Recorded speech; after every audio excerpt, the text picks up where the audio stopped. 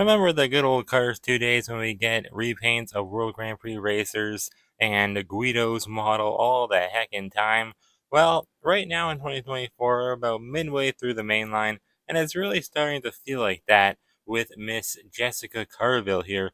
And of course, we also just had our first look at the GRC racers, which are very reminiscent to all of the T-Rock series they did in the past. So I think Mattel is trying to kind of copy the style that they used to use while making these Cars diecast, and honestly, I'm kind of okay with it because I really did like those Cars 2 good old days, as I like to call them.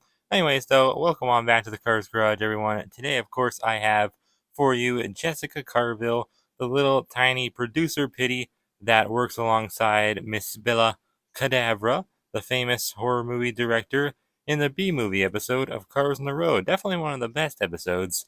But yeah, even with her clipboard and her cone, she is not fooling anyone. She is blatantly just a repaint of our good friend Guido, and I think anyone could probably tell that because she's the exact same model, and Guido has a pretty noticeable, kind of iconic model, I think, at least.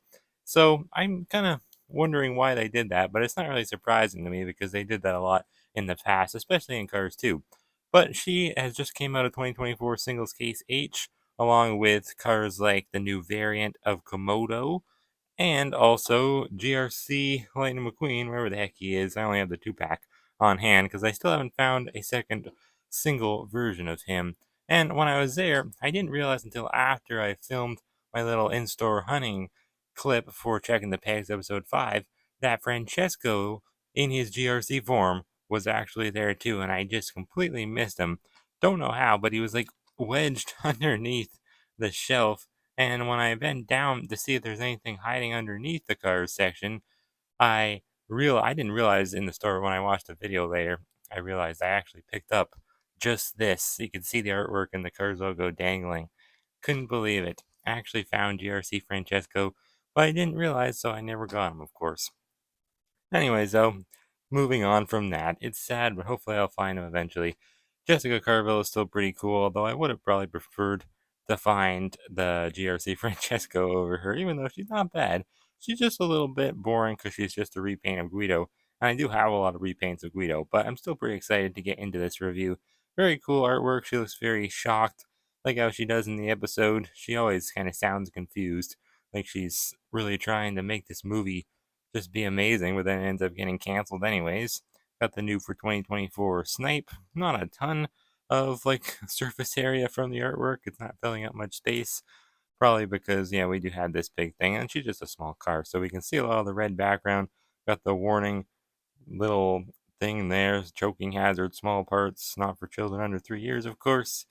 Well, we're over 3, so we should be good. She looks pretty cool, though. A lot more dirty than I thought she'd be. I really didn't think she'd be dirty at all, but you can see she has a little bit of dirt on her in the artwork. Anyways, on the back, great assortment of cars. As seen in Cars on the Road, we got the Ghost Tractor, Cave Mater, Lightning McQueen, Deputy Hazard with Slime, still trying to get him. And then Space Creature McQueen, President Mater, and the Quadratorchosaur. Still hoping I can find him too. I really need all of these except for President Mater and Space Creature McQueen. Would prefer a second one though. Hopefully one day. Anyways, though, without any further ado, let's bust open Miss Jessica Carville.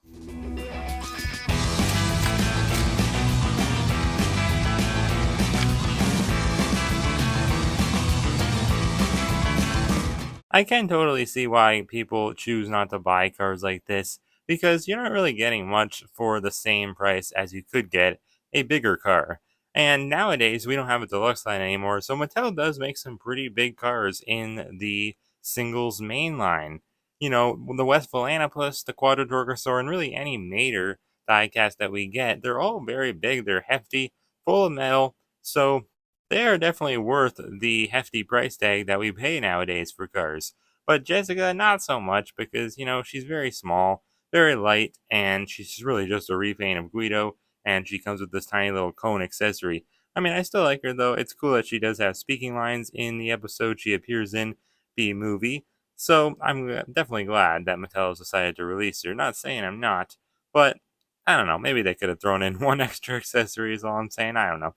Anyways, I'll show you where she appears at in the episode now. She is the producer of the Attack of the Space Zombies from Planet B movie. So she does actually have quite a bit of screen time and talks quite a bit. She's the one that actually recognizes McQueen and gets him starring in the movie. And she really takes a liking to Mater once he starts acting it out and just becomes the funny man on the set. And everyone does, really. Everyone loves Mater. Nobody loves McQueen, of course, because he's just an awful actor. He's just a downright awful actor. He can't act for nothing. But Jessica, I think she's a pretty good movie producer. What is the role of a movie producer? I don't really know 100%. I guess they just kind of look over everything. Hence the reason she has this clipboard attached to her. She just kind of like reading through the script and stuff, making sure everything goes as planned. And that's why she has so much speaking lines too, I guess, because, McQueen keeps screwing up. But Bella, at the end of the day, is still the director, so she's the one to yell cut and all that. She is voiced by some lady named Secundo Wood. Never heard of her, but sometimes you can recognize the voice actors of Cars on the Road characters. I feel like not this one though. I don't recognize her name, and she's named off of someone named Jessica Jam Petro McMacken Harville. So I can get that clarification. They just really took away her two middle names and just short formed it kind of, and obviously clarified Harville to Carville. Pretty cool. Maybe they could have called her like Forkliftville. That would have made more sense because she's not really a car. She's a forklift. Pity. But whatever.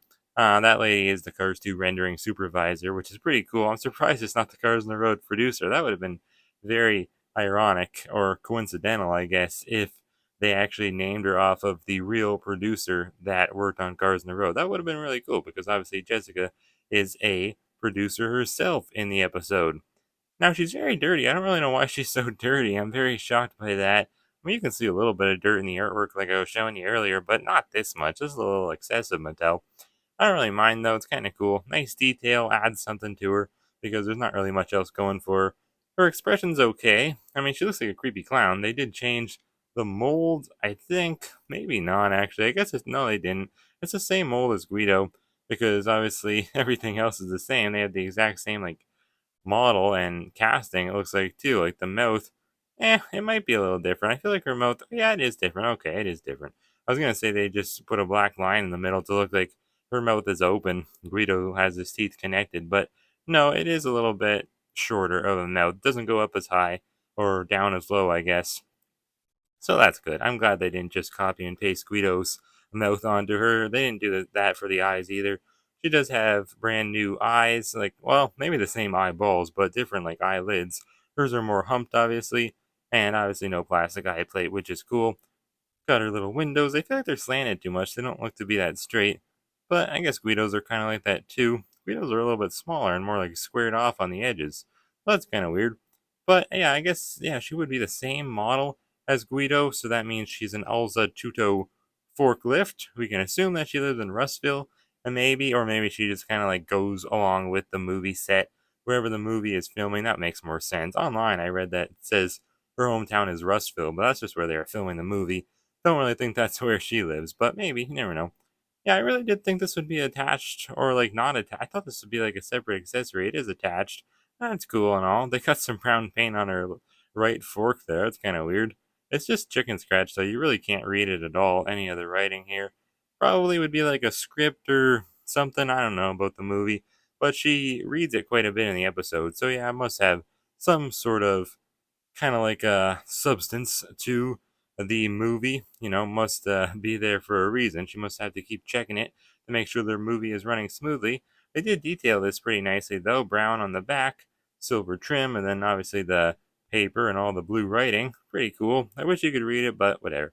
I mean, you can't even read little contingency sponsor decals, or sometimes even the big sponsor logos on race cars. So why the heck would I think you could read this tiny little cursive probably writing? Definitely not from Thailand. They did do a nice job with their rims though. She only has two of them that are visible. This one's hidden, of course, but they just made them gray and then they actually put the pink trim, which you can see in the artwork, so that's cool. Definitely glad that they didn't miss that. I think the wheel wells are plastic, so that's not good. That's just adding to the lightness of her. Like, she's not very heavy at all. But they did, detail these parts gray in the back, little thing there. I don't think Guido has all that colored in. No, he doesn't. So that's new. They did that, upgraded, I guess, her Oh yeah, she doesn't have like the vents on the side either. Is that a vent system? I guess not. It's just dirt. I thought that was a vent. No, I guess not. Never mind. They're pretty much identical though. There's really not much different about them. They're both the same model of forklift, of course. Not seeing a date stamp underneath, little exhaust, made in Thailand and whatnot, but I don't see a date stamp, so that's weird. Does Guido have one? No, Guido doesn't have one, unless it's that. That's just a code. No, that's not the date stamp, and it's like engraved in there, so I don't get that. That's weird. Anyways, though, moving on to the cone that we have. There's not much to talk about with it. Just a tiny little orange cone. I feel like it's probably most similar to Millie's cone that we last saw her in like 2022, first released in 2021. That was the first time we saw this kind of like rounded cone, and now we see it again, but it's even like not as great this time, but it's not bad. It just doesn't have the white lines going around it, so it lacks a little bit of detail. That's weird. Look at that. This one says 2 underneath. This one says 3. Why? I don't know. Once again, no date stamp either, so that's weird. But might as well compare it with some other cones, and then we'll compare Jessica with some other pitties. Look at that. This is just a more like rubbery cone from the Welcome to Radiator Springs series. I like that one. Not as orange though. This cone is very hard. This is more squared off like the other one, of course, not rounded. This is like the ones you get with the flags and the accessory racing two packs. But yeah, it's pretty nice. I like this cone though. It's actually a nice cone.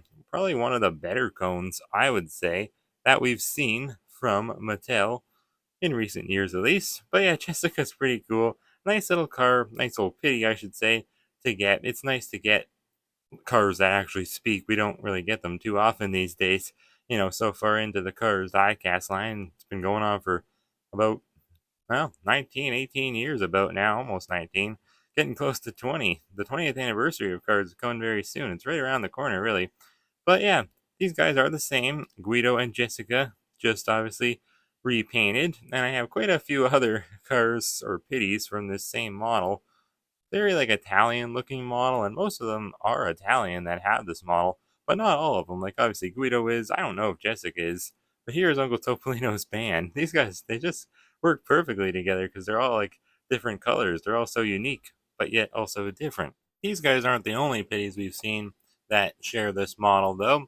Of course, the little Tokyo chefs from the World Grand Prix party also had this model.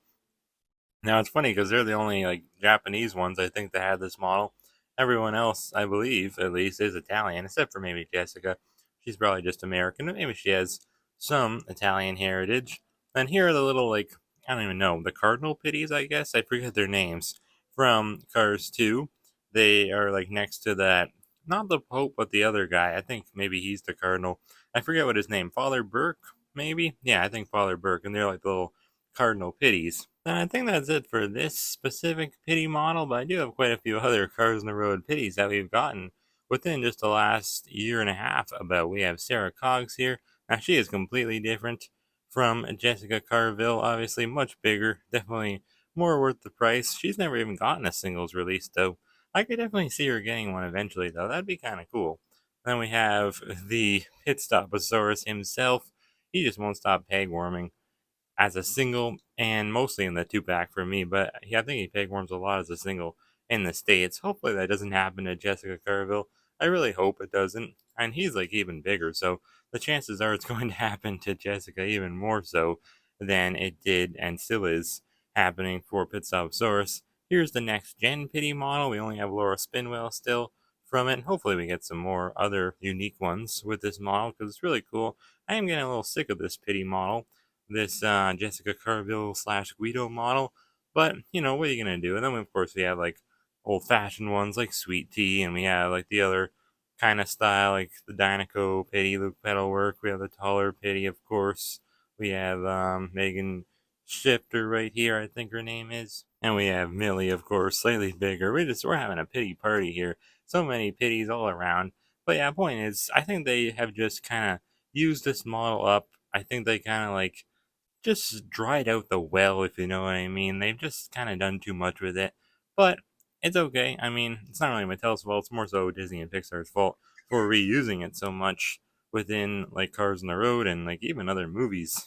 Because Cars 2 and 3 really are the movies that Or especially Cars 2. Like that. There's so many of these pitties in Cars 2, so I guess we have Cars 2 to blame for that. But also Cars on the Road nowadays because they keep reusing the model with many of the background characters.